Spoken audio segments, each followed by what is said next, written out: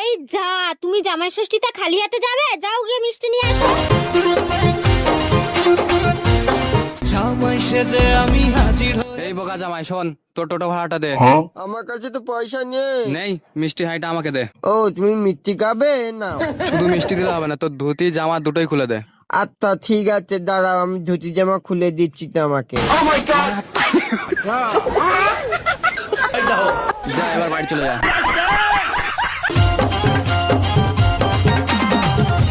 শাশুড়ি মা, জামাই তোমার এ কি অবস্থা? মা মঙ্গলি তোর বড়র অবস্থা দেখে যা।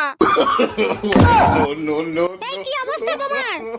আমার কাছে তো মিষ্টি আনারই পয়সা ছিল, আমার কাছে টোটোয় আসার পয়সা ছিল না, ওই জন্য টোটোর ড্রাইভার মিষ্টি জামা প্যান্ট সব খুলে নিয়েছে।